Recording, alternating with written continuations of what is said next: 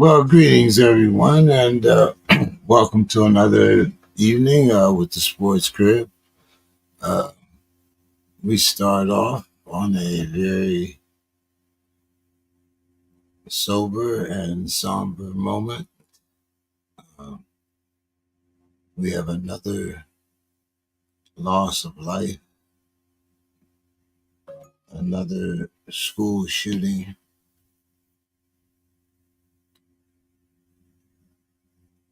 Excuse me.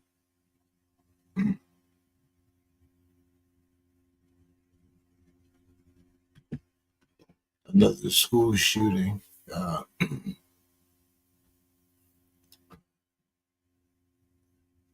in Minnesota this time.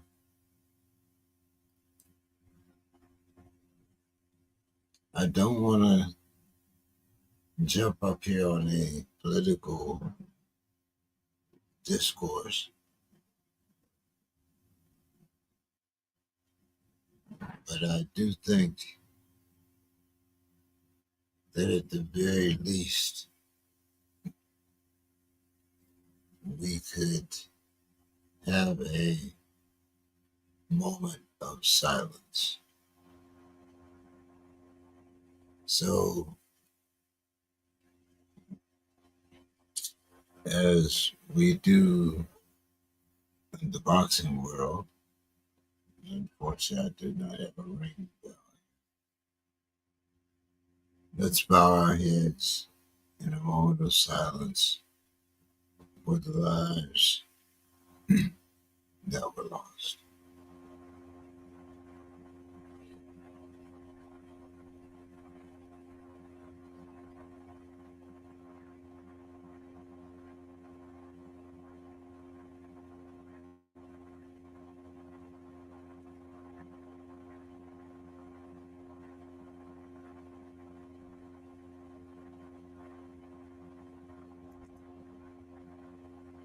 Um, for all my agnostic friends out there, I haven't put us behind, uh, but there are times when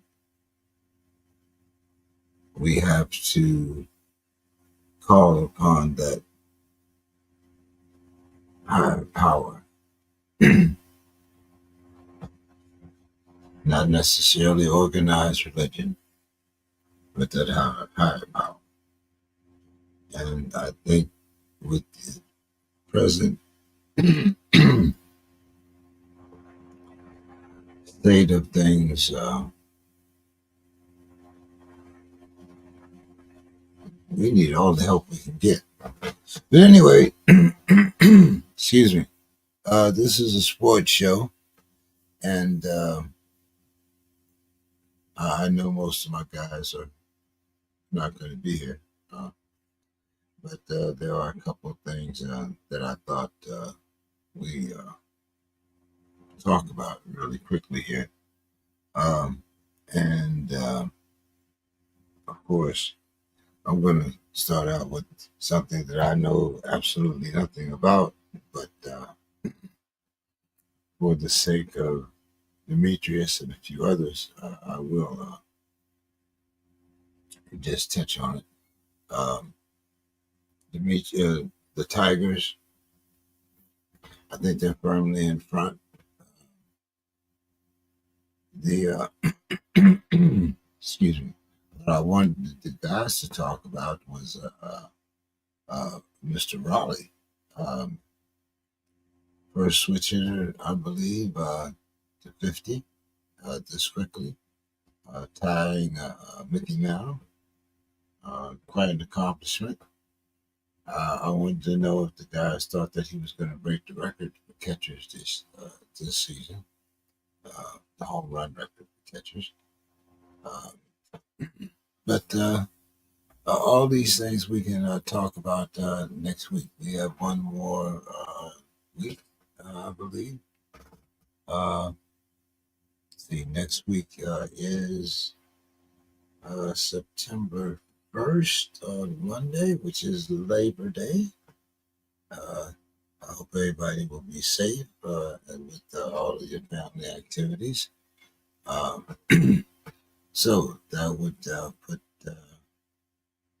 our show on the third, and the next day is the fourth, where the NFL kicks off. So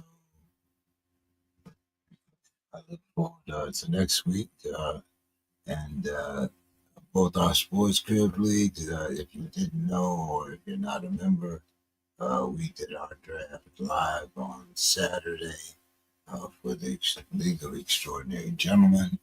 We did our sports crib league the week before that. Uh, we are teamed up with Smash Up Sports. Mr. Chris Hawk comes in every Saturday or every other Saturday, depending upon how his schedule works. He will be in and talk fantasy football with us. Make sure you go to the smashupsports.com. Very new type of fantasy game. If you want, you'll see a sports crib league there. You can join our sports crib league, or you can form your own. A lot of different and very exciting format. Make sure you check out the cards, and like I said, there's like there are prizes, uh, but it's absolutely free to play.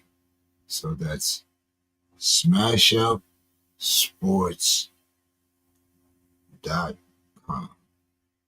Like I said, you can join the sports club link there. Um, let's see, a couple other things here.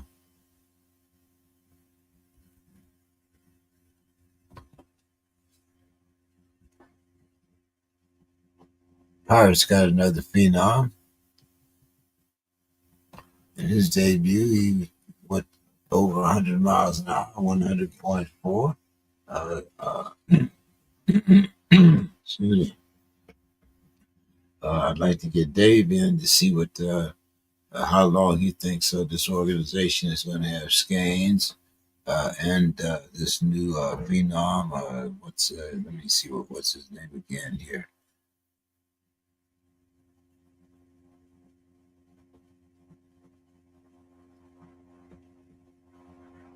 Bubba Chandler. Another Bubba. Okay, hey, very popular sports name. So uh, I guess his parents knew what his destiny was going to be. So we're going to see what happens with Bubba and the Pirates, and whether or not that means that Scanes is actually leaving. uh, wanted Don to be here. Don should be back next week, but the Rangers put finally put Mr. Beltran. They gave him a statue uh, out there, and I'm thinking that it's like L.A. out in front of the stadium, but you know. So Andre Beltran has his statue. Um, let's see.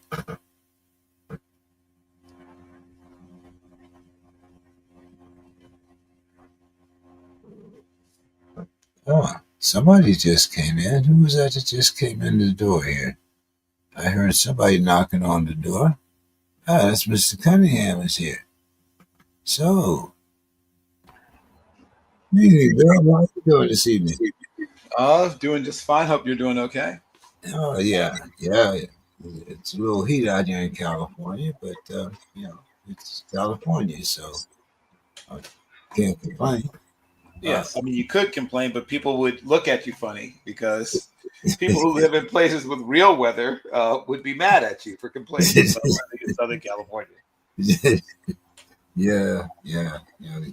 You do get kind of acclimated out here.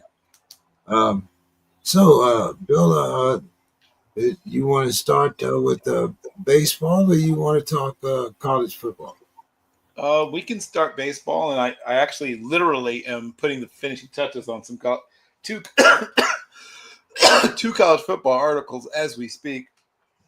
So yes, it's been a busy 0 week going into week one, and we'll touch on that in a second. I'm not going to use the term long suffering because there are truly long suffering fans. I'm a Yankees fan and a Mets fan, and while both teams seem to be sometimes heading in the wrong direction, I can't compare myself to a Pittsburgh Pirates fan or a Twins fan or a fan of a team that doesn't have the war chest to at least compete. Both the Yankees and Mets spend a lot of money, not always well. They spend a lot of money in order to compete. But neither one of them recently, has hoisted a championship. The Dodgers continue to be the Dodgers, and there's some fun up and coming teams, and some of them are doing it without spending $500 million. So that shows it can be done. Even nowadays in baseball, you can contend without spending the GDP of Suriname.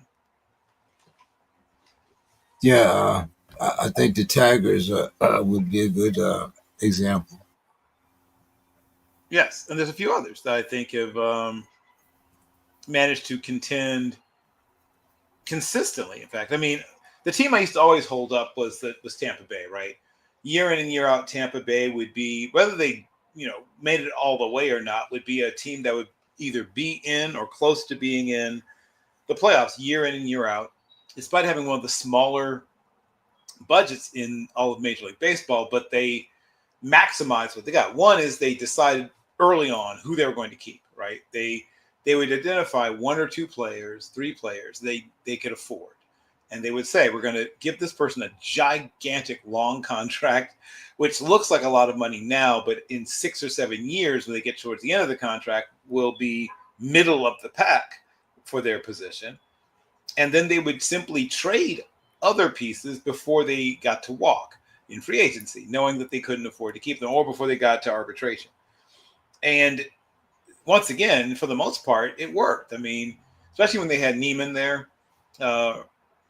He had a lot of success, money balling it up or whatever term you want to use. So there's other ways to win, but yeah, definitely. But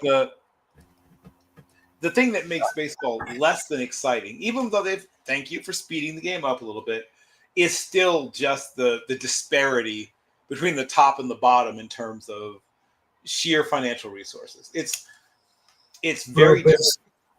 Like you were gonna just say, I know, it's very different than the structure of, of the NFL or, and Or you even got right, or even even the even the NBA. NBA.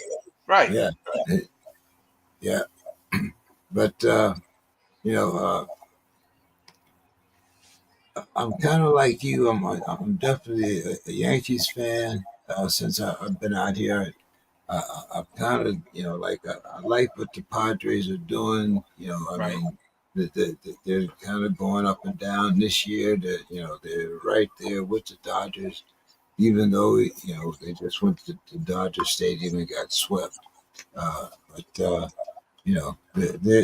they're right there, and it's a big difference between the Padres 10 years ago when they weren't spending money, and now they spend money out of the wazoo. So like you said, and being out here having to compete with the Dodgers, and competing for what we got 4 teams here in California competing for that baseball dollar. Now we got the Angels. They're finally leaving. They're going to Vegas. But we've seen some changes in baseball. Some Demetrius has kept on his black socks. Some you even kept black socks on.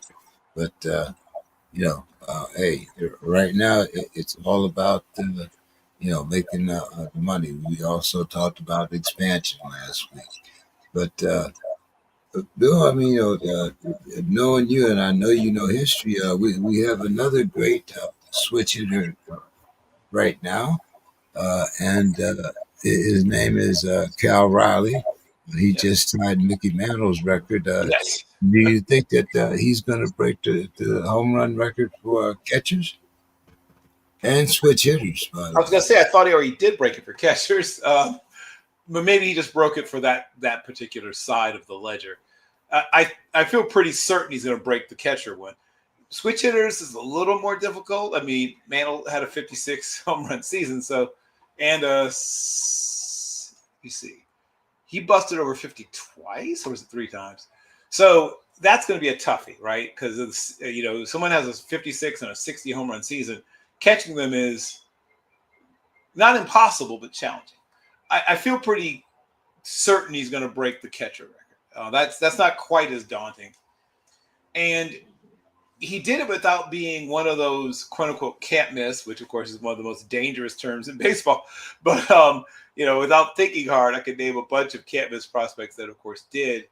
Todd Van Poppel always pops into mind right away. But he was a good prospect. He wasn't one of those guys that was like on the cover of Baseball America, right? He wasn't one of those people that you like Mark Pryor was. You heard about him constantly, or Paul Skeens, right? It was a guy that you heard about constantly in his last year at LSU. For him, it was more like, hey, he's a good prospect. He's got some pop in his bat. He's a good catcher. And of course, whenever someone's a good hitter, people always worry about how long will he get to stay a catcher. I mean, I remember all the, the hubbub around, Pudge Rodriguez, who stayed a catcher, and of course Biggio, who eventually got moved. There's always this discussion about how long do you let a good hitter stay a catcher, because you're always afraid that the rigors of the position will take away from their offense. But yeah, he's a fun prospect. I say prospect. He's not a prospect anymore. He's more than just a prospect at this point. He's a really good player, and the ceiling. I mean, he's still fairly young. The ceiling has not been hit yet, so it's it's solved for X as to what he could still be in terms of a few years from now. In the old days, when players matured naturally, like you didn't have weight training and nutrition programs, guys would take about 3 or 4 years, except for the true phenoms, to sort of grow into being a true Major League Baseball player. And I think that when you think about, all the advantages Major League players have nowadays, the hitters have all these hours and hours and hours of video they can study on every pitcher, except for the new ones, but every pitcher who's at least pitched a little bit in the minors and the majors. And once again, everybody has, in addition to the team coach, most of the big guys have their own personal, sort of like golfers, their own personal swing coach or whatever, who's been working with them in some cases since they were, pre-teens. It's a year-round job nowadays. Guys don't have to go work for Anheuser-Busch or sell insurance or, be an assistant principal at a school or all this other stuff guys used to do in the off-season in the old days. I mean, people would see Yogi Berra, at a Hart Scheffner Mark store in New York and think, oh, Yogi, what are you buying? I'm not buying anything. I work here, Like, would you like to see some of our new suits? I mean, it's not even a joke. Like, this is literally. No. We've talked constantly about some of this NIL money and different the different avenues open to these lower level players right now. But yeah, Salvador Perez, of all people, had the record before Cal Raleigh broke it. So that's one of those things where you'd win a bar bet, right? Most people are thinking like Bench, maybe Campanella, maybe Vera. Bench probably comes to your mind first, and it's none of those people. Of all people, it's Salvador Perez, right? Who just 4 years ago rung up 48. But yeah, he has a legitimate shot, as you said, at the switch hitter record. I wouldn't bet that he catches. I think he'll get close to it. I think he'll get within one or two of it, though. Yeah. Well, I mean, he still has shine, He does. and so that's And here's the other fun thing: he's the first player in Major League history to hit at least 20 home runs from each side of the plate in the same season. And you right. think about all the great switch hitters in the history of the game, and for this guy of all people to be the one who does it. I mean, I say of all people, he's a good player. Like I had heard of him. I knew he was going to be not new, but I suspect he was going to be good. I didn't suspect this. Yeah, but I mean, everybody talks about Aaron Judge. This guy kind of slipped up on everybody. Yeah. You would expect Judge to have these numbers, but hey. And here's the crazy thing. Bench had one of his best seasons in terms of sort of power at age 22, which is impressive as all get out because, I mean, it helps. I guess catchers know pitching. Know pitchers a little better than some, but the first catcher also ever to win the home run derby, which I when you think about all the great power hitting catchers in the history of ever. Like I say, I mean, baseball is full of trivia. I mean, you can, it's like guys like you and Demetrius, that really love the game and study the game. It's so very the 40 plus club, which he joined previously, in fact, last year, right? I think it was last year. Was it last year? I don't know. Yeah. But the 40 home run club amongst catchers is a pretty, I mean, Piazza's in there, obviously. Campano's in there. Todd Hundley. I forgot about Todd Hundley, but how much pop he had. Javi Lopez, of course, did it. I already mentioned Johnny Bench, who is one of those very short, on that very short list of guys he had 45 home runs as just a 22-year-old kid, and we're talking about a guy who has a chance to go down as one of the great power hitting catchers of all time because he's still pretty young. Yeah. Big jumper.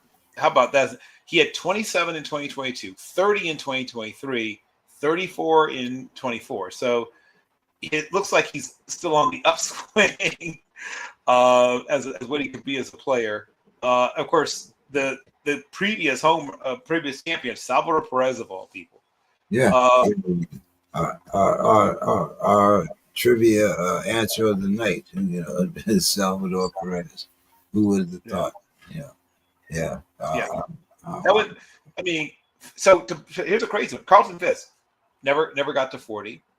Gabby Hartnett got to 37, which also was, and only 36 of them were as a catcher. One of them, I think, was playing first base. And then Fisk hit 37 as a catcher. No, 33 as a catcher the year that he hit 37. And he was old as heck because he did it here in Chicago. He was probably 41 or something crazy at the time when he did it. The Big Chief, as he used to call him. Bill, you mentioned that you were just finishing up on your college list there. Can you kind of tell us who's going to replace Shador and what should we look for from Colorado? Sure.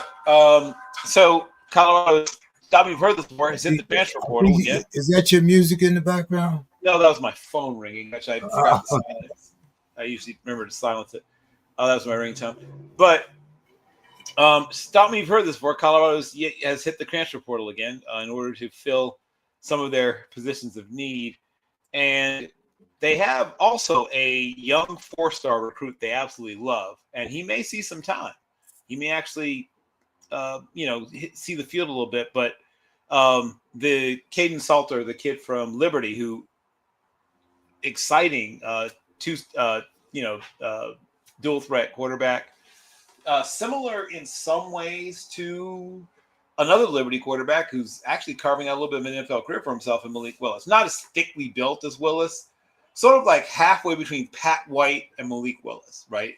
A little stronger arm than Pat White, and of course not as thickly built and a little more elusive than Malik Willis. But Salter is a guy that protects the ball. I think he had 22 touchdowns and 6 interceptions last year. Memory serves. I'm not looking at anything. I'm going off my memory. But very impressive. Showed up in some big games that Liberty had, and of course has now parlayed this into a chance to play at the highest level of college football in the Power 4 point, whatever it is now. And you're going to get a chance pretty quickly to see what Colorado has to offer. To me, the question isn't quarterback. I mean, they're going to always, I think, be okay at quarterback. It's the kind, especially with the staff they have. They're really great.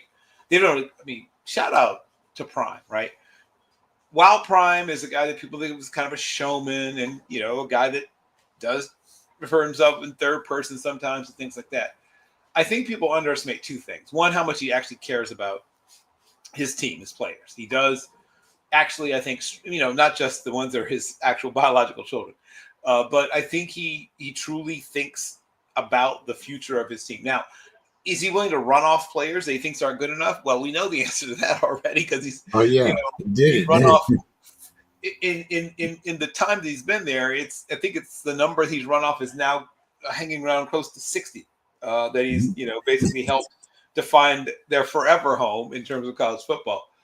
But the ones that he knows are his guys, right? And now he's got his guys, right? Between the transfer portal and high school recruiting, this team is now a team that reflects what he wants to do and the kind of players he wants. I think who replaces? We know. That this is Shador's replacement, but what about Mr. Hunter? I mean, Hunter you don't replace Travis Hunter. I mean, unless you've got some sort of cloning lab where you get Champ Bailey or something. I mean, that's not a replaceable player. They will not see another player like Travis Hunter while probably in either of our lifetimes, James. So that's not a player you replace. They're going to line someone up at that spot, if that's what you're asking me. They're not going to just not have a guy play corner or play wide receiver for them. And their wide receiver room is probably as deep or close to as deep as it was then, which, may surprise some people. It's a deep wide receiver room. Their wide receiver room is good, quite good. And I think that they will continue to be good at receiver. I don't think that's the issue, the problem, the challenge. I'll say the same thing I said last year. To me, it's about the trenches. If their offensive and defensive line continues to improve, that's the thing that'll determine if they win another couple of games this year. They'll always have. It's like certain schools will never hurt for quote unquote skill positions, what I call the ball handling positions. They'll always be fine. When USC has nothing else, it'll always have tight ends, wide receivers, running backs, quarterbacks. And sometimes I think USC has nothing else, but Colorado's fine at the ball handler positions. And like I said, you don't replace Travis Hunter. That's not something you can do. They're not going to. That's not a thing. That's not. There are no more Travis Hunters anywhere. Forget Colorado. Nobody has another Travis Hunter. Zero, zip, nada, and no more coming. So isn't there a kid? What's the kid in the Big Ten that they're trying to do? Yeah. I mean, I'm not trying to be dismissive, but you're going to hear now that it's cool to try to play both ways again. Guys are going to try it. People don't truly understand what a ridiculously conditioned athlete Travis Hunter was, because not only did he play both ways, which guys, I mean, Johnny Unitas did it. Fran Tarkington, had a walk-off interception as a defensive back in a big rivalry game in college. I mean, that's not the surprise that guys can play both ways. The surprise they can play both ways in this up tempo, right? He played 111 snaps. That's the difference, right? When Johnny Unitas is playing safety and quarterback, 57, 58 snaps probably, right? 60 maybe. I mean, even though he played both ways, the game didn't move like it does now. Everybody huddled all the time. People weren't snapping the ball with, only, I mean, first of all, it would be unthinkable to have the ball snap after 11 seconds, 12, 13, 14 seconds after the last play just ended. people didn't think it was possible to even line up that fast. So I wish luck. In fact, I'd love to see it happen. I just think it's unlikely. I don't think people understand how difficult it is to do what Travis Hunter just did, particularly, once again, in that offense. If one of the kids at the Naval Academy Especially when you're spending, we were talking about that, 150 snaps a game, and you're spending, it was right. 60 or 70 of them running backwards, and then you're running, the rest you're running forward, and you're running routes, Right. And, That's the thing I want to try to impress upon people. If a kid is able to sometimes you don't get through. Sometimes you don't get the ball thrown to you all the time. So Right. you're like you said, the stamina, that takes, especially with the speed of today's game. Yeah. Uh, We're talking about like Navy SEAL level stamina, practically. I mean, almost. I So just heard the kid, oh yeah, and you'll hear about others too, but it won't be the same. So I'm going to just mention. Remember Gordy Lockbaum from Holy Cross?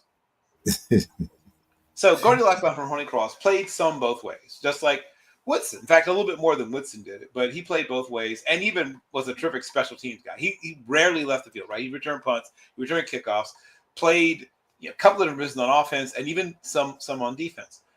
But once again, we're talking about in an era where 70, 75 snaps, he might have taken the field maybe around 80 snaps once, right? I mean, it's just, that's the thing I need people to understand is the pace of play. Not only did he play both ways, he played both ways when the pace of play, they played teams that played up tempo, and they played at a very high rate of speed. So those two things together, the fact that they played in a conference with a lot of other teams that played up tempo, meant that, once again, he's lining up and on the go again, 15, 14, 17 seconds after the last play. That's the thing I just wanted to leave people. So I think people will try it. I don't think anyone else in my lifetime will have that level of success doing it, though. Yeah. I mean, we were surprised, I think, at Travis, at his ability to do it that long. When we were talking about this college playoff thing, the 5 plus 11, and the other models. Uh, uh, One thing that hasn't changed is the strength of schedule. Mm-hmm. Uh, and when you look at the strength of schedule, does that really hurt Penn State probably more than anyone else? I think that they have two independent games, and I think one of them is against Boardman High School, and So separating fact from fiction with Penn State's schedule.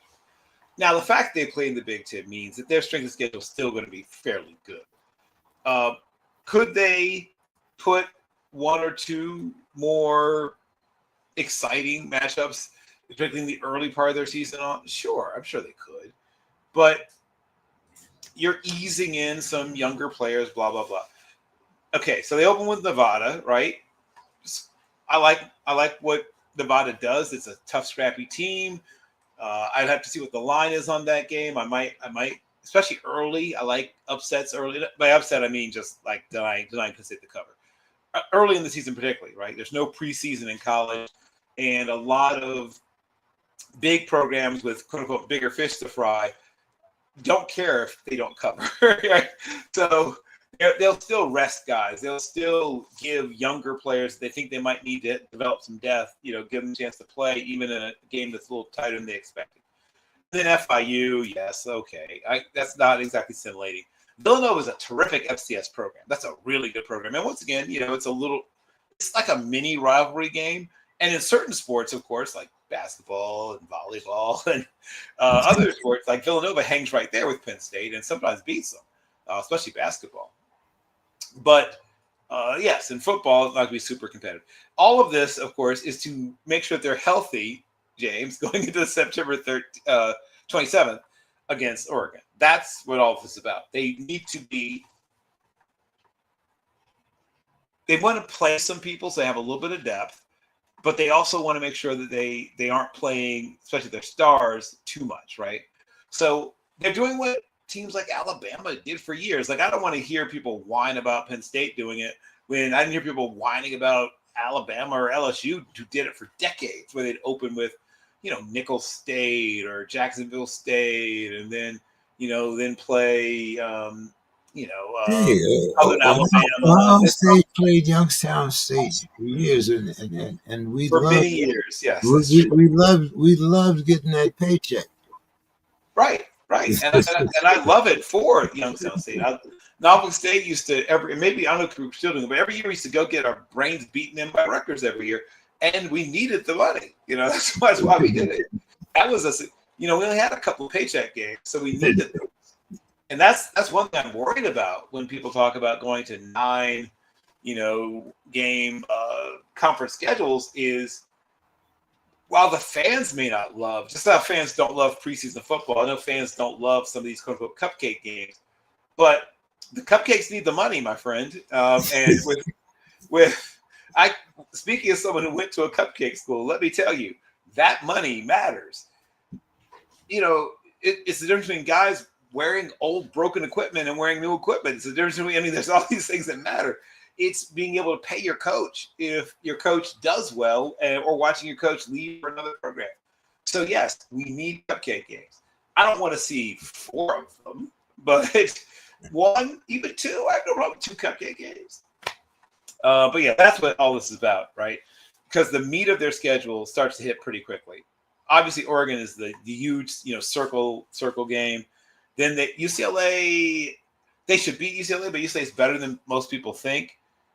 And then they've got Northwestern after that. Now, Northwestern is not super talented, but they're well coached. Their guys play super hard, and they're a physical football team. Then, speaking of physical, the definition of physical football is next. They face Iowa. When I was good, it hurts to play Iowa. When I was bad, it hurts to play Iowa. It's never fun to play Iowa, James. No matter, they could be 4-7, 8-3. Doesn't matter. No. It doesn't matter, because when they're bad, it's usually because of the edges and the periphery. But in the middle of that team, right, offense and defense, they're good every year. Like every year, you can count on Iowa being good on the offensive line, defensive line, linebackers, tight ends. They may be terrible everybody else, running backs, who's a good running backs too, but they will, year in and year, you can set your watch by them having those positions, and it's no different this year, James. Then right after that, they've got Ohio State. So they've been a murderer's row at this point, right? Because now you have Iowa, then Ohio State, then Indiana. Now I know it won't be Indiana of last year, but still we're talking about it's probably going to be a 10-win team, 9-win team. And they're going to be physical. And they always are, right? So now these guys play super hard. Michigan State's probably about a 7-win team, but they're going to play their behinds off. Nebraska is one of the mystery teams to me in the conference, right? Nebraska could be a 9-win team, or they could be a 4-win team. And I think it's more likely somewhere in the middle. But they have a lot of talent. They are recruiting well. And say what you want about Matt Rule, and people have said lots of things about Matt Rule. He can recruit. And especially in today's version of recruiting. Remember when Nebraska was getting its head handed to it in recruiting for a while there? Right? They brought in Scott Frost. They brought in some guys, right, who they thought were Nebraska guys. They understood our culture. They understood this.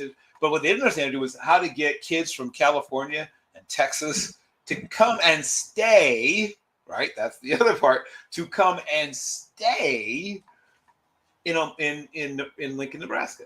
It is. I remember the old Nebraska, and not only did you not want to play Nebraska because they were so physical, but who the hell wanted to go there in the wintertime? Yeah, well, the winter games were absolutely brutal. So my second favorite football player in the history of my first favorite player was Don McCauley, running back, North Carolina. And then he goes off to the Colts. So the next year, I'm picking a favorite football player like kids do every year. And I saw this little wingback in Nebraska who, you can't see what size I am, but about my size. Probably a little lighter than how I move my weight now, but I always rooted for undersized guys. And he's No one can stay in front of him, James. It's like the same way that people couldn't stay in front of Allen Iverson when he first hit the NBA. It's like that, right? Where guys are just getting crossed out, faked out, spun around. I'm like, oh, this is my new favorite player. And of course, he won the Heisman, and that capped it off perfectly for me in '72. So I was a huge Johnny the Jet Rodgers fan. Didn't have a great NFL career. Had a little bit more success in the CFL, but the problem was the wingback position, right? It's a combination running back and wide receiver, but you don't really run real wide receiver routes in the wing T, or not a lot of them. So they never really found a home for him in the NFL. And he, like I said, had a little more success in the CFL, but he's just, 170-something pound guy who doesn't really catch the ball that well and isn't tough enough to run the ball between the tackles. There wasn't a place for him. But and then they finished off with Rutgers. Rutgers is also better than people think. I won't be shocked if Rutgers ends up being an 8-win team.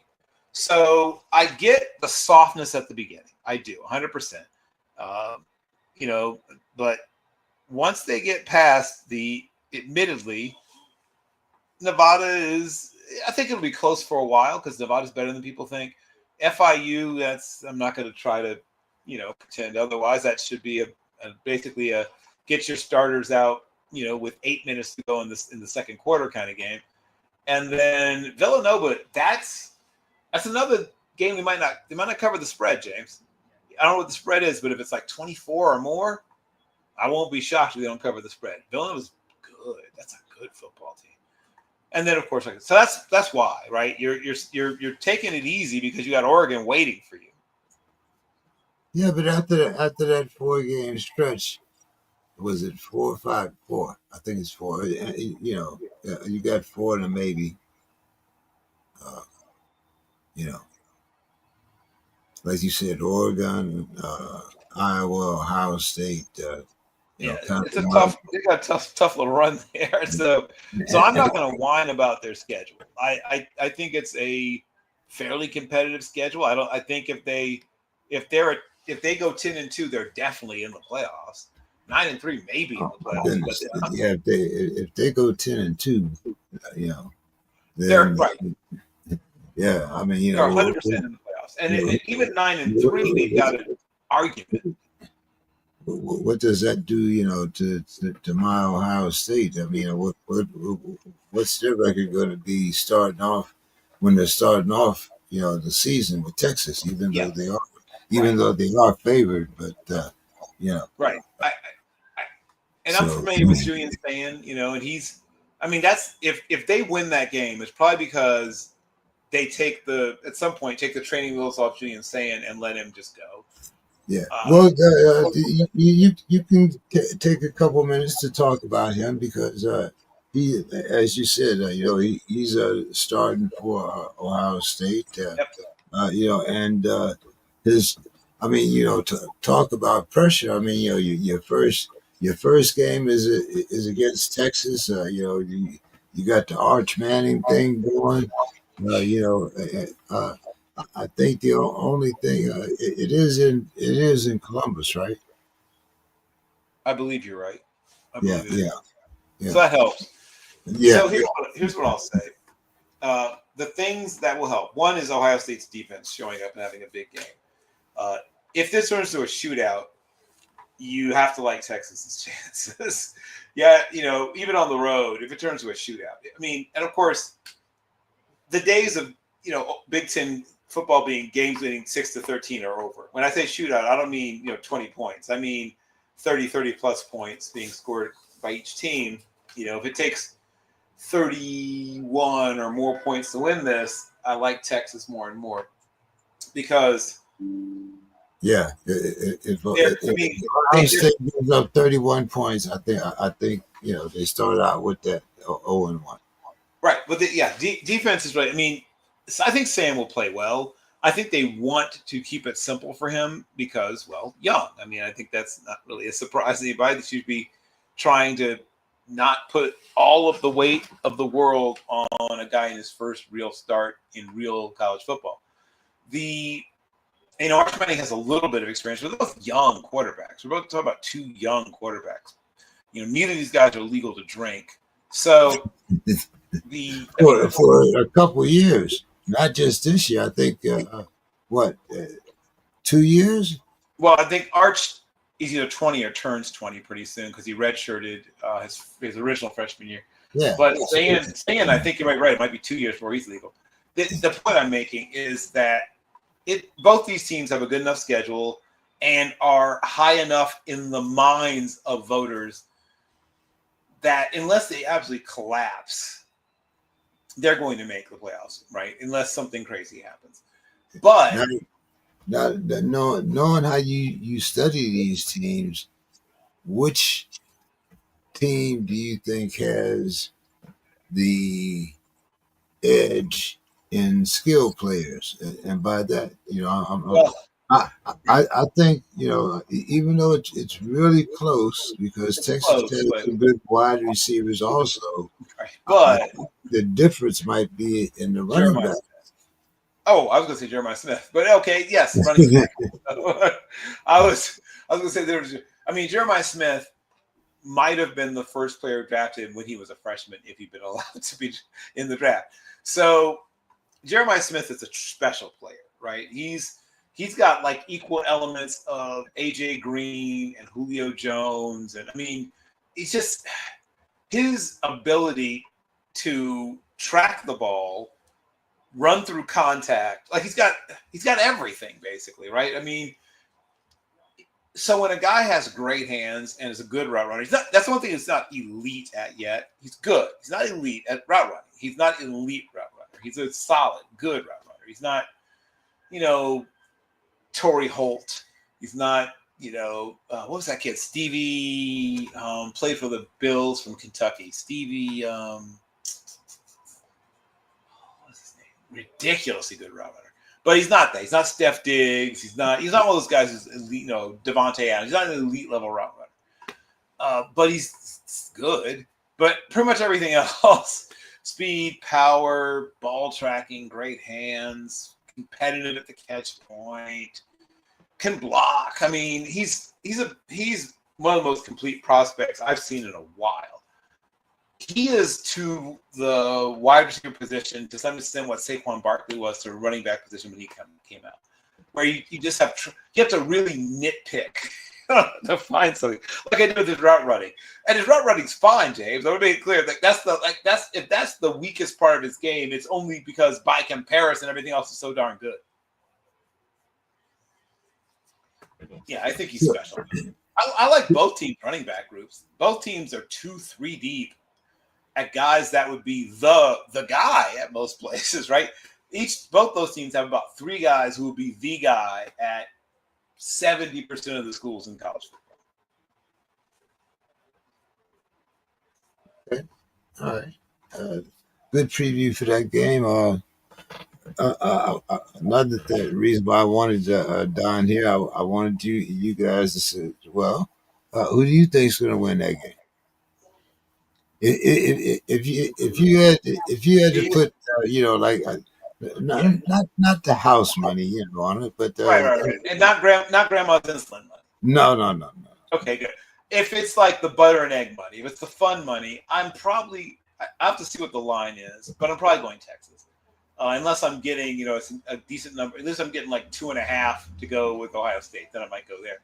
But I think that Texas is slightly better at a couple of important positions. First of all, defensive tackle. Ohio State has good defensive tackle, but I think that Texas' defensive tackle group might be top 3, top 4 in the country. And so to me, the one place where there's a distinct advantage is Jeremiah Smith. So Jeremiah Smith for Ohio State, like that's the place where they have an obvious, jump up and slap you in the face advantage. I think that defensive line is even-ish, but the interior I like better for Texas.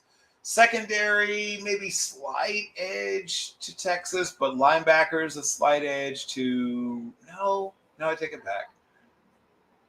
No, I guess Texas has linebacker edge. Safety edge, I'll go with Ohio State. Tight ends, I'll go with Ohio State. I thought you were with Ohio State with linebackers too. But, I was about to, and then I just realized I really like Texas linebackers too. Like Texas is solid, James. I mean, That you know, I roster, mean, you might even call it even, but you know, yeah, I might call it even. Their roster, top to bottom, I think is better than last year's roster of Texas. I think they are better in terms of depth and like not having any really glaring weaknesses. This is a better roster, all the way around to me than last year's Texas roster was. While Ohio yeah, State, I think, is slightly less well-rounded. Jeremiah Smith is still off the charts incredible, and I like a couple of their offensive linemen. They've got 2 or 3, pro prospects on their O line, couple of pro prospects on their D line, though I'm not quite as sold on their interior. Well, this will be a great test, right? But on the interior of the D line, linebackers are solid. I like Ohio State safeties. I like one of their corners. I'm not quite as sure about the other one. I guess we're gonna find out.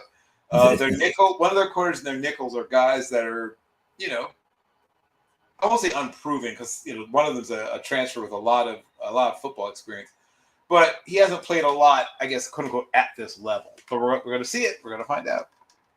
now, last week we talked about, you know, Don had talked about how, you know, Art was going to be there for the next 2 years. And, Yeah. you know, it was a family tradition and all that, you know. And last week, well, I guess it might have been a couple weeks ago now, you know, Arch kind of implied, you know, like Grandpa might have been smoking something.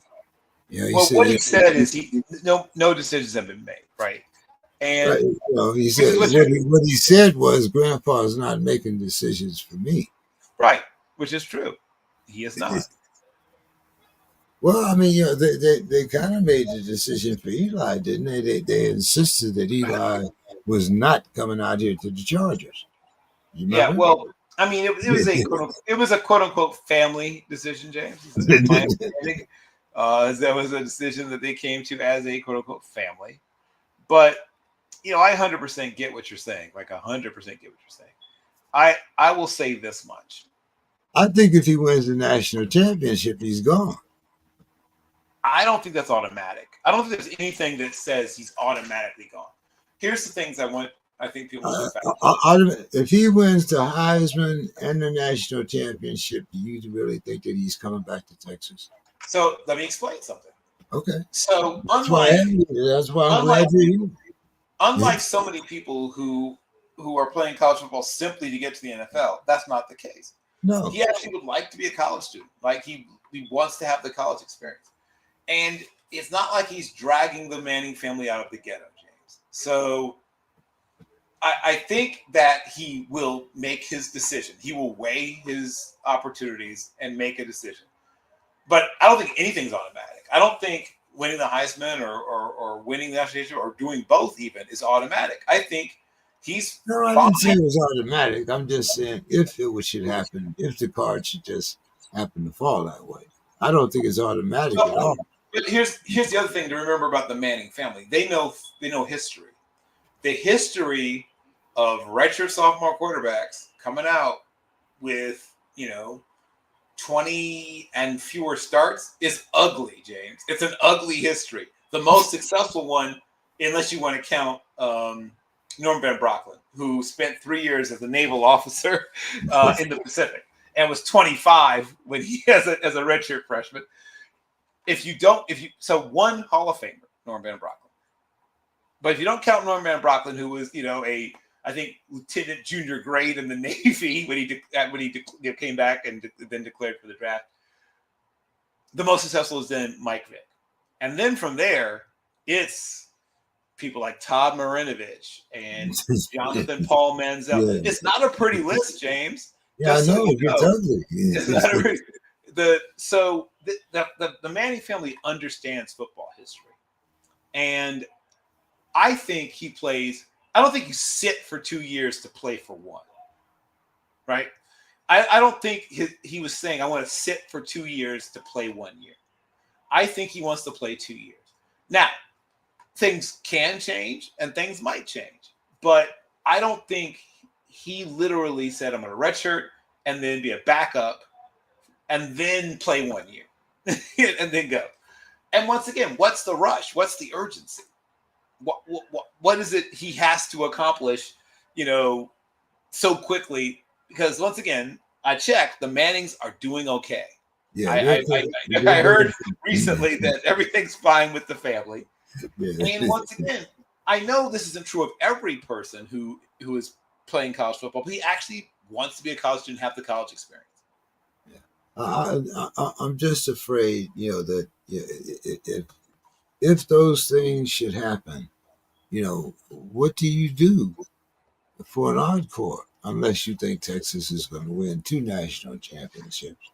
I Well, mean, maybe you do think Texas wins 2 national yeah, championships. I More mean, importantly, I mean, I'm not saying, but I'm also saying that I think that there would be a lot of pressure if he should happen to, you know, uh, win the he's trifecta, he's you he's know. lived with he's lived with pressure for the moment of his conception, James. His last name is Manning. Yeah, I don't well, think he's so worried about pressure. yeah. If he was really worried about pressure, he would have played a different sport. So let me just say, I don't know if that would have happened either. Like you said, he is a Manning, so well, I mean, he was a pretty good athlete. He was a good basketball player. But yeah. getting back to, and I think he might play a little baseball when he was younger, but getting back to the crux of the question, I think he wants to develop. I think he likes being coached by Steve Sarkisian. While I think he will consider leaving, maybe without winning a national championship, maybe without a Heisman. Like I think he hasn't made his decision. That's what I really think. I think he wants to weigh all the factors and make a decision when the time comes. That's what I really think. I think his mind is not made up. I think he would like to. I think he would like to have that that type, that type of leisure. But like you said, he's a Manning, and there's going to be the constant articles. There's going to be the constant attention, you know. Which he's been dealing with since he was 12. But okay. Yeah, but I mean, hey, and I'm sure, he has a great NIL deal. So, like you said, Yeah, he's doing to okay, me, Gabe. He's doing to all me, right. it's not about the money. It's No. just, it's just about what happens. To me, like I said, if that trifecta should come at that particular age, then what else can I do in my college career? Continue to develop as a person and as a player. Like Yeah, I think that's the thing that we have to that, remind. that's the answer in a perfect world. I mean, he's kind of in a perfect world. Like once again, unlike some kids who their entire family, not just, I mean, I don't mean it's the family in their house, but like everyone related to them is depending on them to make it. That's not his situation. He doesn't have to do anything. Cousin Robbie and Nope. Right. Aunt Tessa, yeah, Right. I mean, Right. Right. He's not the ones being counted on to fund Uncle Foot's, stripper pole car wash with, exotic dancers washing your car. Like he doesn't have to worry about getting people out of Hawk, out of Red, out of this, out of that. Yeah, His family is fine. Its decision is going to be his to make with input, obviously, from his grandfather, his father, and his uncles. But I think it's a good thing that he made it clear that he's the one making the decision. A lot of times people have pretended. I mean, the Texas thing was his decision. Like, I would like to point out that he has asserted himself already, right? He's already made it clear. You can already guess, his uncles were in his ear about the SEC. I mean, and of course he is in the SEC, but I mean, like the traditional SEC powerhouses, Alabama, Alabama, Tennessee, Ole Miss is to some extent a powerhouse. And he really likes Steve Sarkisian. And I truly believe he wants to be coached by Steve Sarkisian for more than, he's been coached for more than 1 year because he's been there. This will be his third year in the program, but his first year as the starter. And like I said, I'll be shocked if he doesn't want to have the opportunity to play at least one more year after this for Steve Sarkisian. Well, All I know is I'm looking forward to that first game. I want to see blood in the water. But that's right. We're not allowed to talk like that anymore on sport. Yeah. I apologize. Uh, so let's talk a little. Let's kind of finish up our show here as we always do with some NFL talk. Yep. Uh, so we have Daniel Jones now starting, named as starter for the Indianapolis Colts. Yep. What does this do for Mr. Anthony Richardson? What's next for him? I think they're hoping it'll light a fire under him, right? Will he go or will he stay? Well, I mean, that depends on what someone's offering, James. That's true of any player, right? I mean, there's no player that's truly untouchable, right? I mean, obviously it'd be difficult to get a guy like Mahomes on your squad in a trade, or Brady in his prime, but smart NFL GMs, even when they say they won't move a player, will move a player for the right deal, right? That's the thing you need to always understand, is that truly no player is completely untouchable. Doesn't exist. No such thing. But because Anthony Richardson is young, right, extremely talented, obviously if you're Kevin O'Connell, well, I mean, he's kind of set now, but there's lots of QB guru types who are going to come sniffing around him. And I mean, can you imagine what Andy Reid and that group in Kansas City could do with him? So yes, there's a marketplace for him, but the Colts aren't going to just give him away. He's still affordable, right? In that, the team has another year of control of him being affordable, and he hasn't done anything that forces you, to sign him to a bigger deal yet, right? He's thus far done nothing that says you need to pay me more money.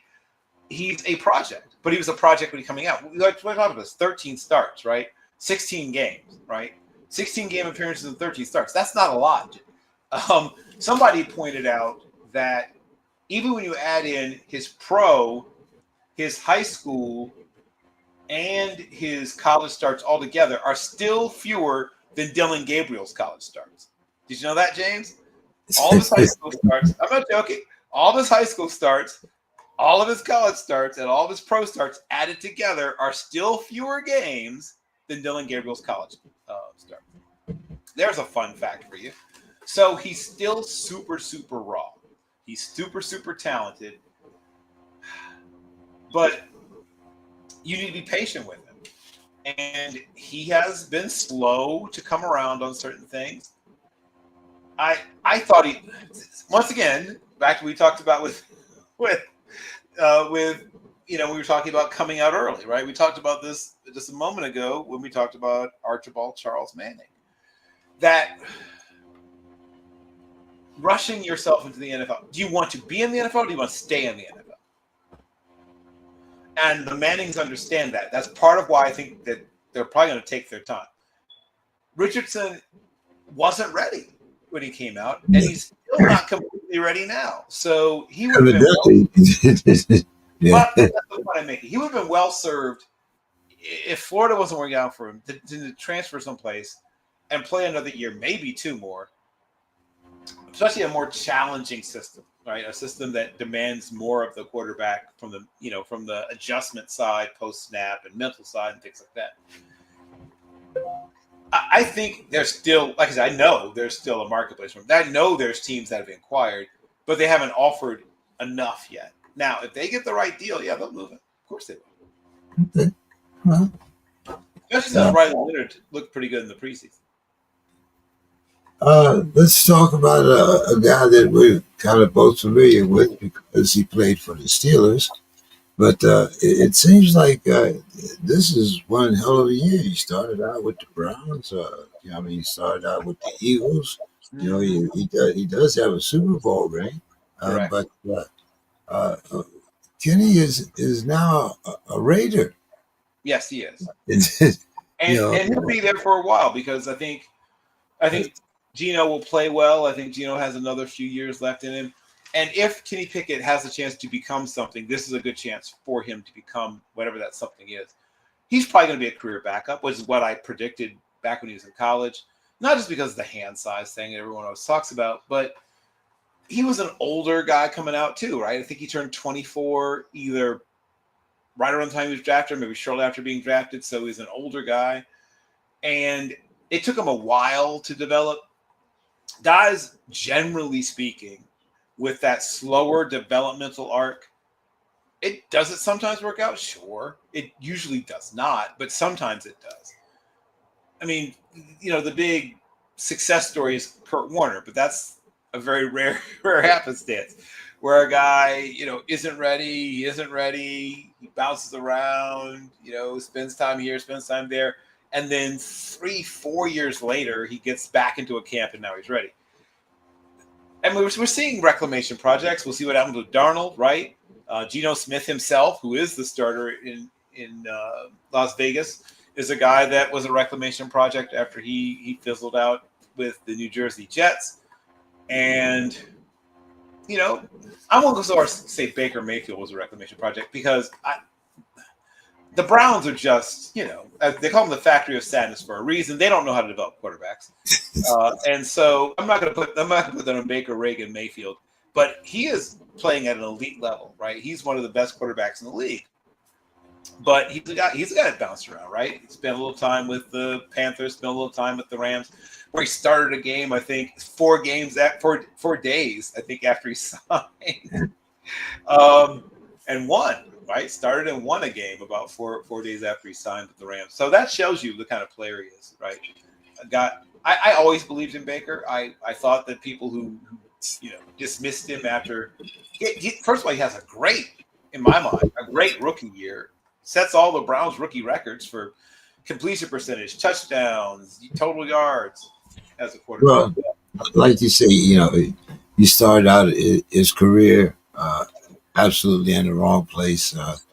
I will try not to let my prejudice interfere with, everybody knows how I feel about the clowns. But anyway, uh, speaking of unexpected things,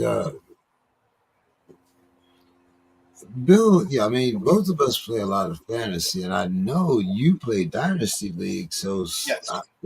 this had to impact you on some level, unless you just dismissed him altogether. But we now have Mr. Robinson Jr., he's a 49er. Yep. Now, he went from a starting running back to now perhaps a RB3. Yeah, 2 or 3, right? I like their running back. You still got Garendo there. Oh, I'm very familiar with Grando. I'm very familiar with him. I think they like Robinson's pass protection a little better. Okay. I think that's part of why he's there. And Garendo will get there at some point. But, I mean, Garendo's a special talent. 4.39 in the 40 at 223 pounds? I mean, that's a kid that's got something. I like him a lot. It's a great running back room. But I also believe that they're going to take some of the load off of Christian McCaffrey. I think he's going to touch the ball, I would say, about 12.5% less than he has in the last full season he played. So too. Right. Well, I think they want to keep him. I think they want to keep him fresher this year. So he's going to touch the ball. Don't get me wrong, but just they're going to dial it back a little bit. Running back by committee? Well, no, I won't go that far. But I think there'll be some clear. I think there'll be clear defined roles though, and don't be surprised if you see some more 2-back stuff. I wouldn't be surprised if you saw Garendo and McCaffrey, or McCaffrey and Robinson on the field at the same time. A pony. Like a pony setup where you've got, maybe you pull a tight end, maybe you have no tight ends, or maybe you have one tight end, a couple of receivers. I think you're going to see some fun. I mean, once again, we know that Shanahan likes to play with personnel packages, likes to create issues for you where he likes to show, run, and then pass, show, pass, and then run. It's a fun offense. Like, I mean, if you love all 22, if you've got NFL Plus or whatever it is, you dig into some of the stuff that he does. Brock Purdy's a good quarterback, but a lot of what Brock Purdy is good at is predicated on the fact that they scheme up so many things that put the defense in such a terrible bind where you're just forced to decide, okay, you're gonna have to beat. I'm okay with you beating me with this, right? We play defense. You can't take everything away, right? It doesn't. That's not defense doesn't work that way. You can't take everything away, but you decide the things that you think will hurt you the most, and you take those things away. But he messes with what will hurt you the most, right? He changes up things in such a way that you think this is this, but it's not. And once Garendo improves as a receiver and as a guy in terms of protecting the quarterback, he'll see the field more. I'm a big fan though. He can run the rock. Like I'm sure by 11 he was a dominant runner. It's just the other fine points of playing the running back position he's still trying to master. Now, the Commanders' running back room. When you think of it, they went with Chris Rodriguez, veteran, Eckler, veteran, but the young man Crosby Merritt is the one that they're considering as the RB1. Yeah, yes, and they gave a Scary Terry. They gave him his bag. Yes, they did. So, what are you expecting from the Commanders this year? First of all, go ahead. Oh, they're going to run the ball well, James. They're going to run the ball well. And now it helps that they Rodriguez isn't a slouch. He's a downhill. He's a downhill between the tackles guy. Yeah, Eckler is the old man in the room. Eckler, despite the old man, Eckler's still probably the most the one who's most capable of making big. When I say big plays, he may not be big plays in the running game, but he's still one of the best receiving backs in the league, and his wheel routes undefeated, my friend. I don't know if there's a better runner of wheel routes amongst running backs in the whole NFL than Austin Eckler. He is terrific. He hides it. He uses late hands like a receiver. Like he has really good receiving. He's a close to elite level receiver amongst running backs. He's so good. And should he stay healthy, he'll still be productive. But Ja'Cory Crosby Merritt is the guy that has the best blend of things, right? He has speed, he has quickness, he has power. Not as much power as Rodriguez, right? But way more speed, much more elusive. Does he catch the ball as well as Eckler? No. I mean, very few running backs do. But he catches it way better than Rodriguez. So he's the, it's the Goldilocks, right, thing where to this, to that, just right. Ja'Cory Merritt isn't too much of anything. He's not a big back. He's not the fastest of backs. He's fast, but he's not like, blazing fast. He's not as fast as a guy like Pacheco or a guy like what's his name? In with the Lions, who's blazing fast, from Georgia Tech. Gibbs. He's not as fast as Gibbs, Georgia Tech / Alabama. He's not as fast as those guys. He's not in that level of, he's not elite speed. He's not one of those 4.41, 4.43, 4.38, 4.37, 4.39. He's not that. He's not. He's got solid speed. But Crosby Merritt gives you enough of everything to be the guy that carries 62.5% of your touches from the running back position. He has enough to do that.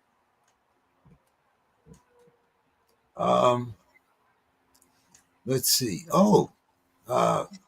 Hearing some good things and some bad things, about the Rams, of course. But the biggest thing that I've been hearing is Matt Stafford going to be ready, Bill? Well, for game one, probably not. Probably not.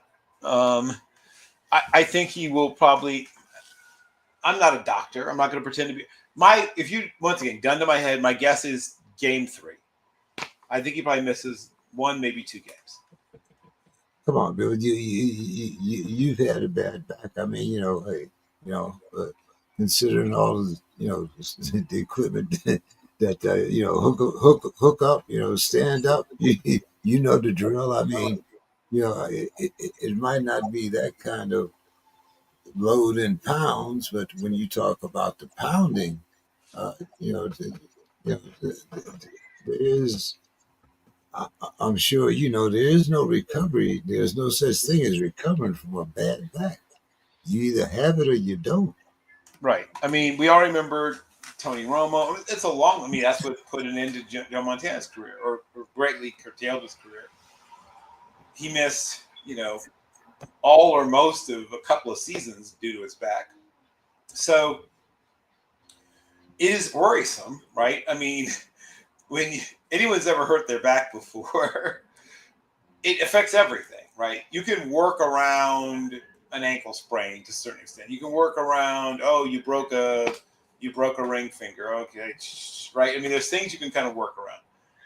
There's no working around a bad back.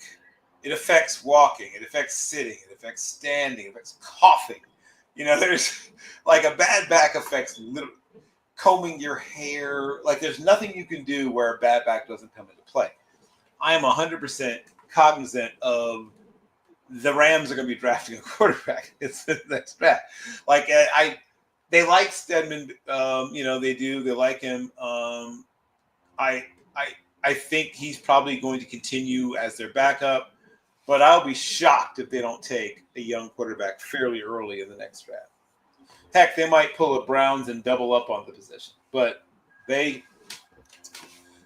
John Matthew Stafford has given them, obviously a Super Bowl, but he's given them some, several at this point now, several years of really high level quarterback play. And while he wasn't always the driving force, I mean, I still believe Aaron Charles Donald was the driving force behind some of those championship level teams they had.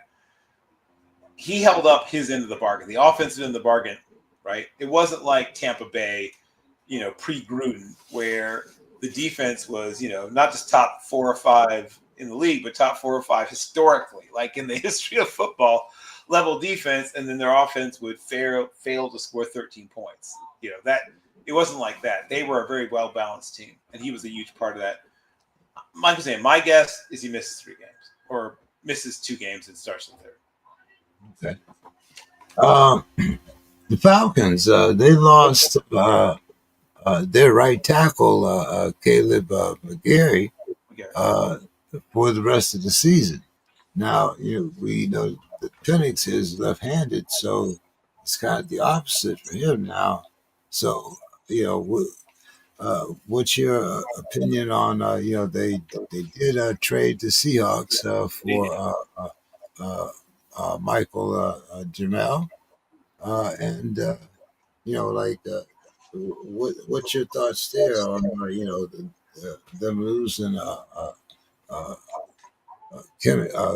McGarry, and then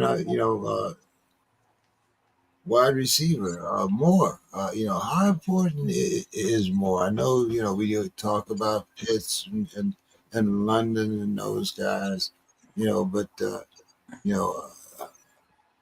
When you talk about a guy that's pretty steady and pretty reliable, how with having a new young quarterback, how important is it to have a veteran like Mooney in the lineup? Yeah, well, they have a very distinct division of labor. We sort of talked about this with running backs earlier. Drake London is far and away, the man, right? He's going to catch a lot of footballs. He's big, strong, and fast. He has really good hands. He tracks the ball well in the air. Terrific basketball player, right? Played, I think, 2 years of varsity level basketball at USC in addition to being a football player. He is your made to order, Mike Evans of the future, basically, kind of player. And he's backed up by Kadero Hodge, David Sills, the 5th, who, people who remember splashy news in college football history, remember when he, at age 12, signed a letter of intent to go to USC when Lane Kiffin was recruiting him. Ended up bouncing around to, I think, 3 different colleges, got moved at West Virginia from quarterback to wide receiver, and it's made it work. Chris Blair is, further down the depth chart, but on the other side, you got Raymond McLeod, Jamal Agnew, Dylan Drummond, and Speaking of quarterbacks, right? Former quarterbacks, Nick Nash, right? Guy that was a quarterback at San Jose State. Has made the switch to receiver. And then in this slot, Mooney is so helpful because he's going to work with those younger, some of those younger receivers, give them, benefits of his experience. And that's another, he's still got talent left. Like, I'm going to be clear, it's like an Adam Thielen situation where he's, got 1 foot in retirement. He still has some football left in him. And then Casey Washington is the other slot receiver. But as was mentioned, I won't say none of that matters, but to me, that is all far less consequential than the situation with the offensive line. And they do have, like any team, Drake Matthews is really, really good and solid. Elijah Wilkinson, good football player. Jack Nelson, but there's a drop off. Matthew Bergeron, Chris Lindstrom, and Kyle Hinton, guards, and then they have Ryan Uziel and Javon Gwynn playing center.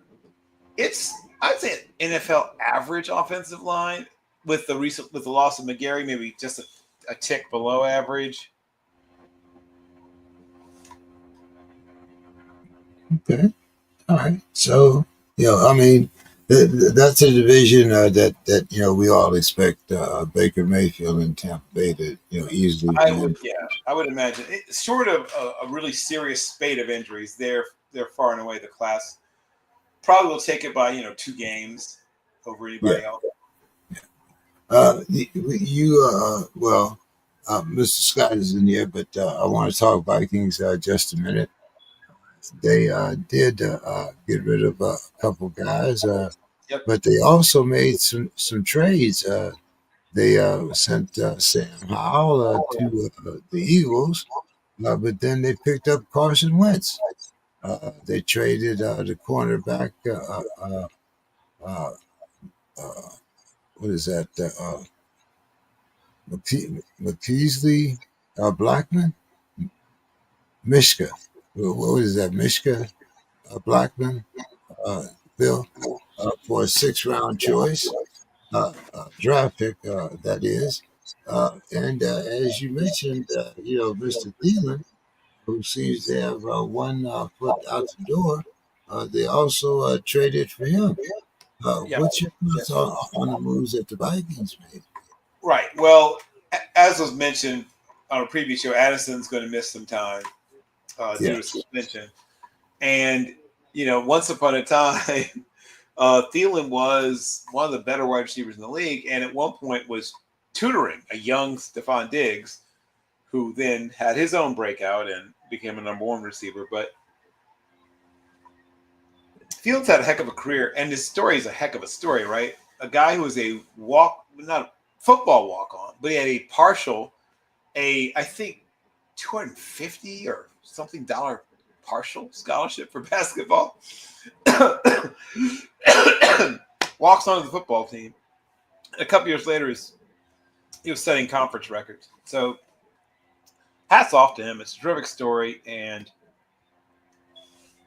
he has a chance to maybe one day be in the Ring of Honor or whatever it is they have in Minneapolis, St. Paul. But that's an interesting setup they've got going now. I like Aaron Jones. I like Jordan Mason. I like Tyler Chandler. That's a Xavier Scott. There are 3 top running backs. Chandler would be a number 2 as opposed to number 3 on a lot of teams. Jordan Mason, who had a couple of big weeks for the 49ers, speaking of filling in for Christian McCaffrey, is a guy that, you mentioned fantasy. If you grabbed him in fantasy for that little run that he had when McCaffrey was out, he won you some weeks. So that's a guy that can get it done.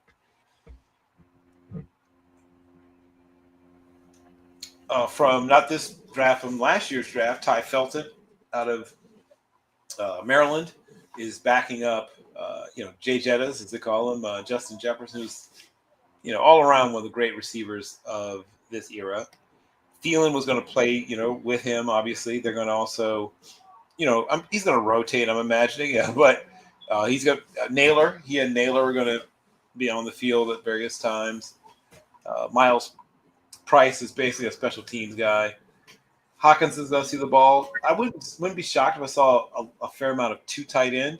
They like Josh Oliver a lot, and they're right to like Josh Oliver a lot. He's a really athletic guy with great ability to catch the ball outside the frame of his body and can run after the catch. For me, the real questions are quarterback. I like their defense. I like their offensive line. I like their skill position players. It just comes down to just. I think Kevin O'Connell will take the bubble wrap off the young quarterback fairly quickly, and they do have Winston Brosmer, but their hope is all in the hands of a very young J.J. McCarthy, who of course from the western suburbs, the Grange Park here in the Chicagoland area, who I got to see a little bit when he was playing in high school. Huh. Okay. Now, the Lions, they made a couple moves, too. They got rid of Tim Patrick, of course, for a 6th-round pick. Even though Tim is, I think, he serves the purpose for the team he went to because he's a big guy. The only thing is that, he's 31 years of age. But anyway, so they traded Tim Patrick. They got 2 new starters on that offensive line. And now they also let a guy, well, I'm sure you're very familiar with, Mr. Robert Portia. He's now going to be joining the Pride, the Yes. walk that they have, Yep. for their players. Yep. What's your take on the I think South Carolina State, if memory serves it correctly. So another HBCU guy, terrific pass rusher. He was in that range of guys like Pat Swilling, who I think got overshadowed, at the time they were playing. But if you went back and looked, at their tape and what they did, you'd walk away impressed. He was a terrific football player. Excuse me. What was the other part of your question? I was talking about the 2 new starters that they have on their offensive line. Right. And we were also talking about, of course, like I said, them letting Tim Patrick go Yeah, for. well, they're not hurting for receivers, obviously. I think that Like I said, he's 31 years old. I mean, right, and like I said, they've got good depth at that position, and Tesla basically made him, that he and Tesla kind of do the same things, and one guy does it cheaper and younger. And if you are even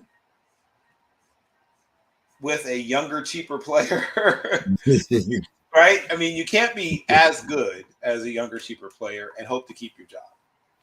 You have to be clearly, obviously better with a player who's younger and cheaper and plays your position. And so Tesla is your classic, what I call speed Z, right? He's a big, fast, sort of white man's Alvin Harper kind of player who, if he develops, could be one of the better, number 2 receivers down the line. And yeah, as you said, they grabbed Tyrus Wheat from the Cowboys off of waivers. They grabbed Tyler Lacey. And in addition to moving on from Patrick, because of what I said about Tesla, they also brought in Daniel Thomas. But yeah, just look at this offense, man. Jared Goff, Jahmyr Gibbs, David Montgomery, Craig Reynolds, and Sione Vaki are the 4 guys in the running back room. Amon-Ra St. Brown, Jameson Williams, Khalif Raymond, Isaac Tesla, Dominic Lovett. That's not bad. You got Sam Laporta, Brock Wright, and Zane Silstra at tight end. Even their offensive line. I mean, Decker and Jamarco Jones. That's a good 1-2 in terms of the left tackle spot. Penei Sewell and Gio Manu on the right side. Then you've got Christian Mahogany and Coyote Owasika. Owasika's a guy with the arrows pointed up on him. He was pretty raw coming out, and he's just gotten better and better. I'm a big fan of his. Graham Glasgow and Kingsley Ekubon, are hold down center. They're not super deep at right tackle. That's about the only place where I can sort of circle a place of concern. Tate Ratledge, the kid from Georgia, the first-year player, is expected to. I mean, he's looked good so far, but he's expected to hold down that position pretty much by himself. William he'll get spelled occasionally, but I guess that's why you draft young players, because they can play more snaps than older players. But this is a team that, when you break it down, I would say outside of they don't have a lot of holes. I'm not super sold on Marcus Davenport, who's one of their defensive ends. But once again, when you talk about Davenport, you're talking about a position where they have depth. Uh, you know, uh, and once again, like you said, it might be a matter of paycheck. Speaking of paycheck, are we going to see Marcus? Are we going to see Michael Parsons week 1, Bill?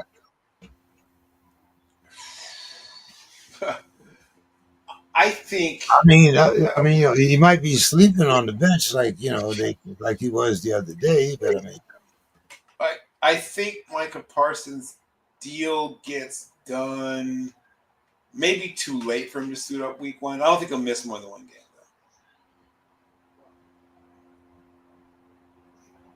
though. So you think Jerry's going to blink? I think he missed.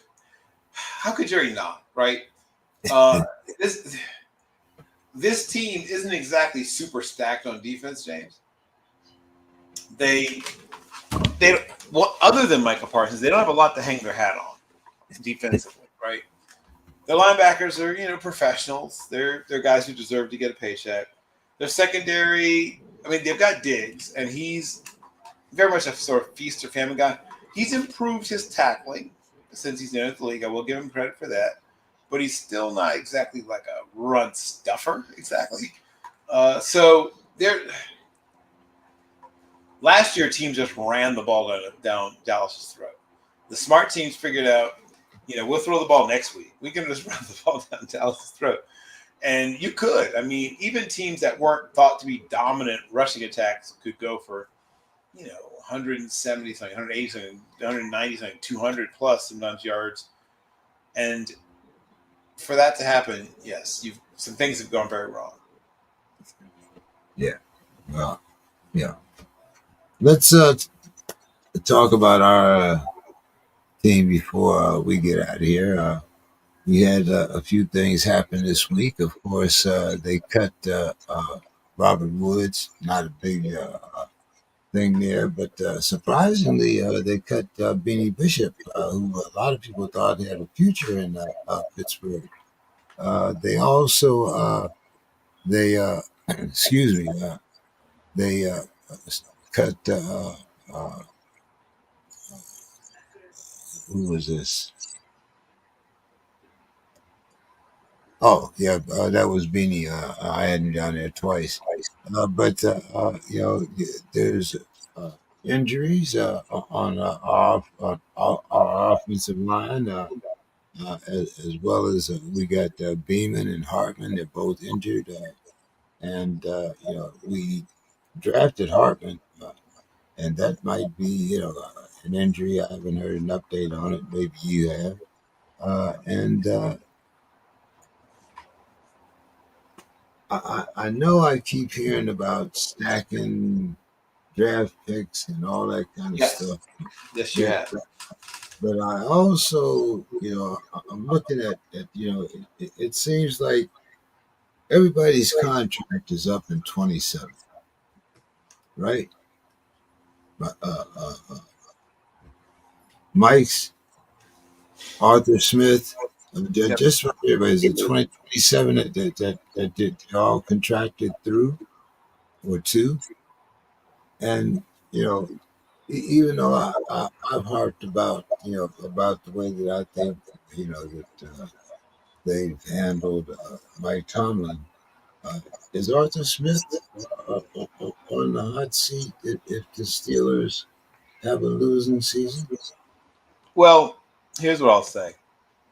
I think that there'll be enough blame to go around for everybody.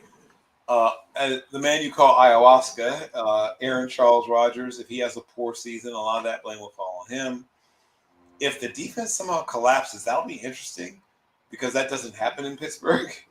So we'll learn together what happens when that happens. But I could see them having a handful of key injuries, that could cost them.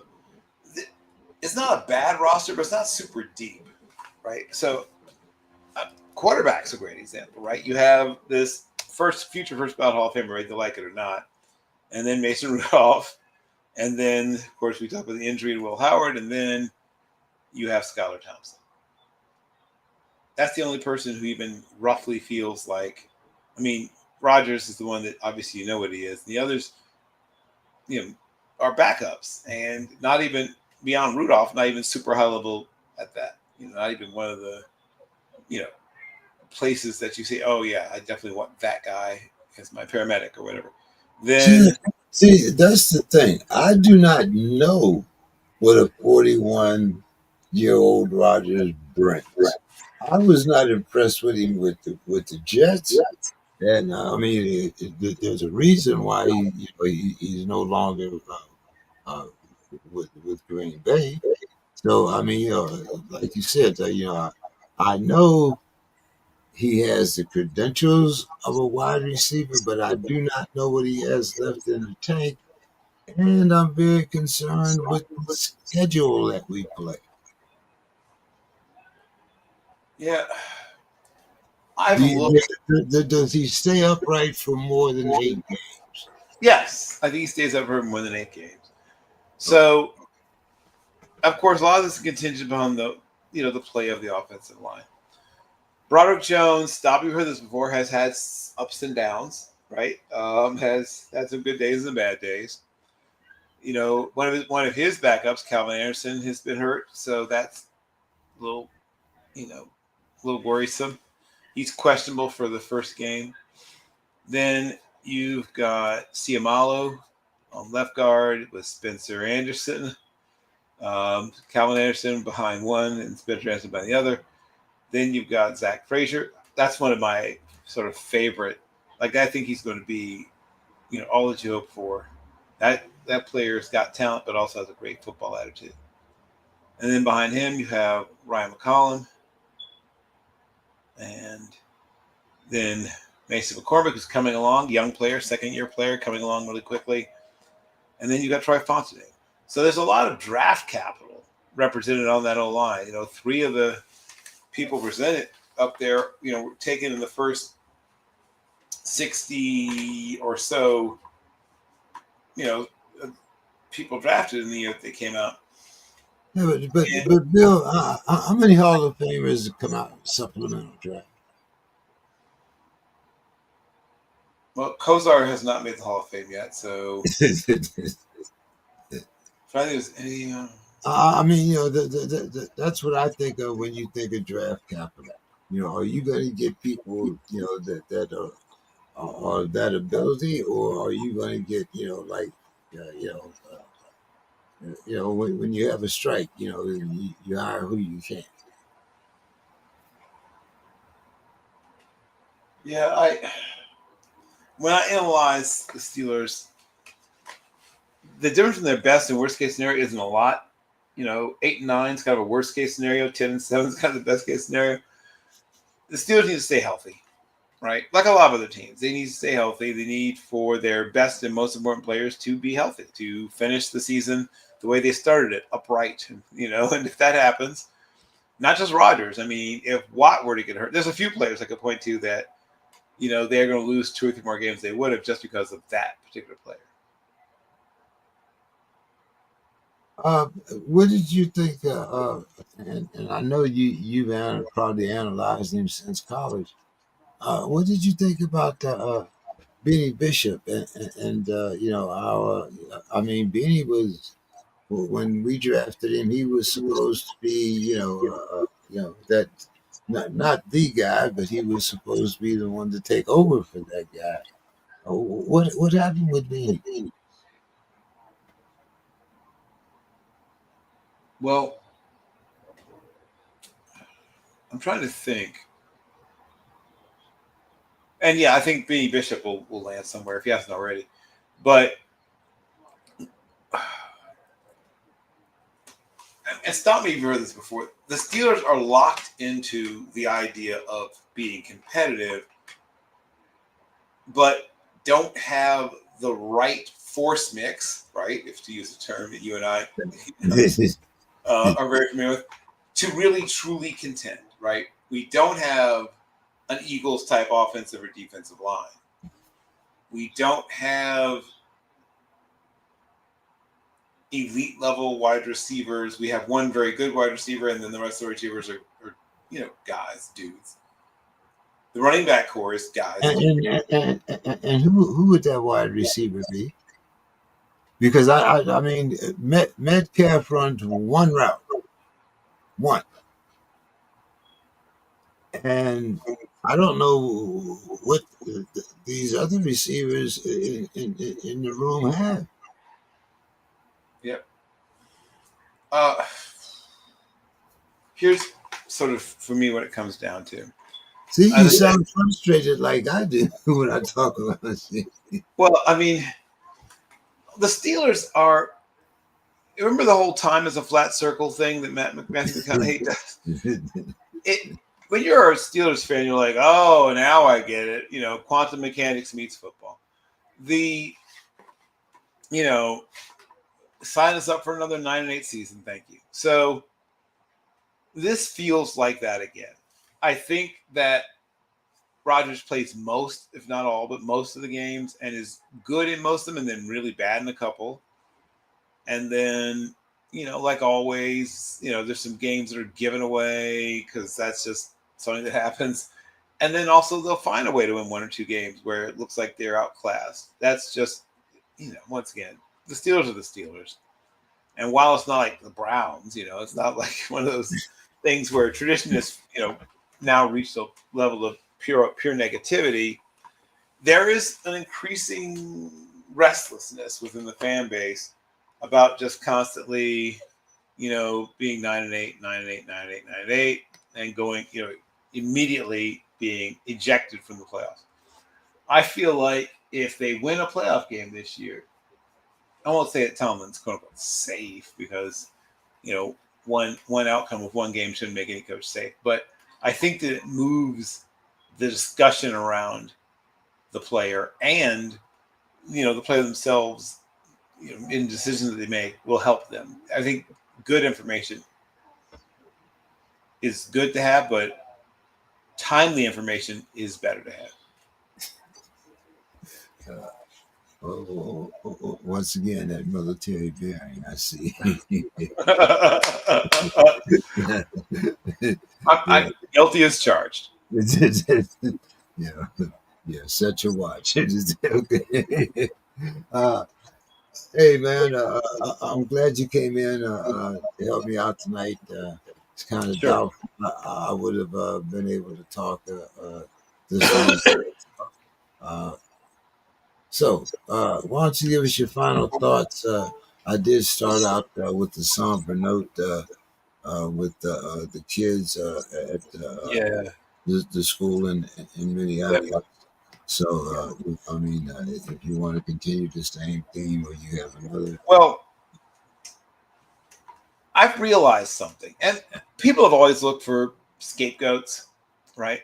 I think I'll start with that scapegoating. People have always looked for scapegoats. That's not something that's new. Social media, didn't bring that. The internet didn't bring that. People were doing it, when Jesus was born and before, right? So scapegoating is very old, thousands and thousands and thousands of years old. We are a violent country, right? America was born in blood. And I literally, live in a state where the state is named after a nation of people that were exterminated. The last of whom literally starved to death, died at a place called Starved Rock, which is now a campgrounds and a vacation destination, ironically enough. So I'm not sure if it stretches back to, almost like a karmic burden from the birth of the nation to what was done to, you know, thousands and thousands, millions, actually, millions of West Africans brought here, many of whom never made it to the shores. But those who did were subjected to a unimaginable level of cruelty that went on for generations and continued to cripple people mentally and spiritually even after quote unquote freedom came. America is a beautiful country in many ways, a country that I love and would literally defend to the death. However, just because I love something doesn't mean I can't see it clearly. I can see clearly that our nation is sick. And some people will point and say, oh, mental illness. Well, mental illness is everywhere. People in Sweden have mental illness. People in Finland have mental illness. People in Japan have mental illness. People in, Portugal have mental illness. But they don't have this. They don't have the getting used to school shootings, getting used to workplace shootings, they don't have that. They don't have that. That's us, right? That's pretty much just us, like we stand alone. Somebody ran a study about the Philippines. The Philippines has not quite the same level, but a similar level of gun ownership.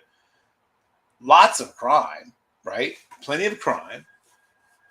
Plenty of poverty, but they don't have shootings the way we have shootings. So it's not just poverty, right? Though poverty helps to fuel some of it. It's not just mental illness, because that certainly helps to fuel some of it. It's not even just though we have more guns than people in the United States, but it's not just the relatively easy access to weapons, right? It's not just the relatively easy access to weapons. It's all of those things and then something uniquely American. There's something uniquely American. And it's not just that our culture teaches us that, the lone man with a gun is capable of, right? I mean, Die Hard will be watched for 1,000 years. But once again, there's other countries where they have, action You're heroes. still watching Taxi Driver, Bill. Right. Yes. I mean, sure. 100%. Could not agree more.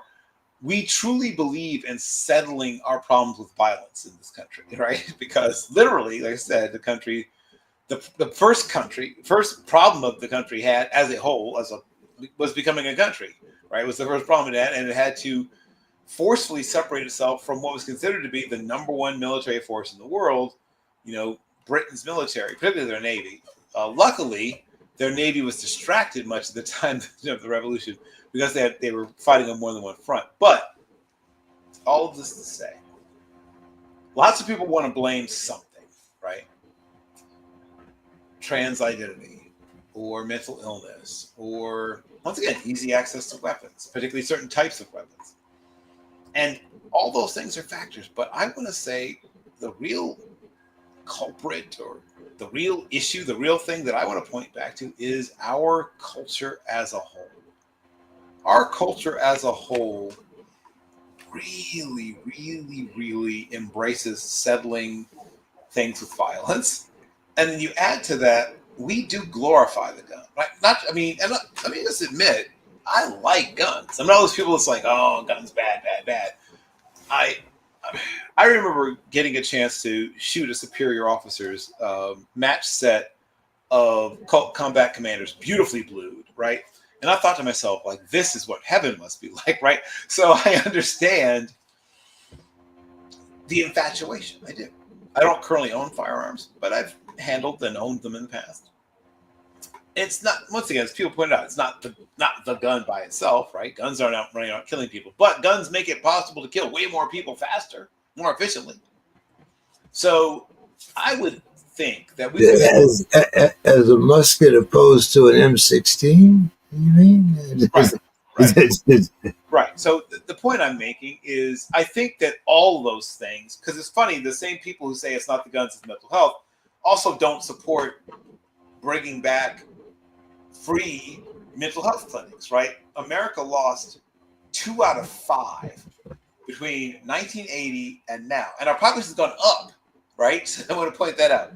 So we've had a 40% reduction in free mental health clinics, free mental health care in communities in America, while simultaneously our number of people has grown and the depth of mental illness has grown, partially due to, I don't want to get too deep into this, but some people treat Ronald Wilson Reagan like he's a secular saint. But some of the things that happened during the Reagan administration contributed to the current crisis we're having, including the huge cutbacks in federally funded mental health facilities. They gutted the budget. Like I said, 2 out of 5, 40% of those free, let me be clear, free access to mental health went down by 40% and never got replaced, right? It wasn't like the next president came in and said, oh, I got to fix this. Nope. They just let it ride. And yes, I will never get past the fact that you don't have to prove that you know how to safely handle, store, or utilize, right? You don't have to show that you're accurate. You don't have to show you're proficient. I would love to see us bring back, implement, say we have driver's ed in every school. I'd love to see something like, weapons ed, where young people learn to safely and to respect and safely handle weapons. That wouldn't fix the problem, but I think it would help at least a little bit, because very often a lot of the people we're reading about in the news, literally it's their first time out, right? It's their dry run is not dry, right? They're literally doing this for the first time, going hot, going live.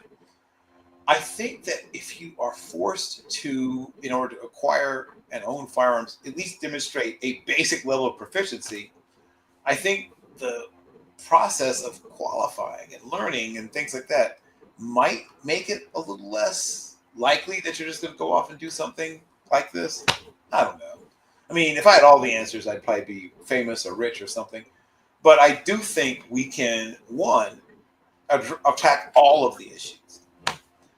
Deal with the fact that it's far too easy to get, not just firearms, but, extremely high capacity firearms that allow you to do a lot of damage fairly quickly, right?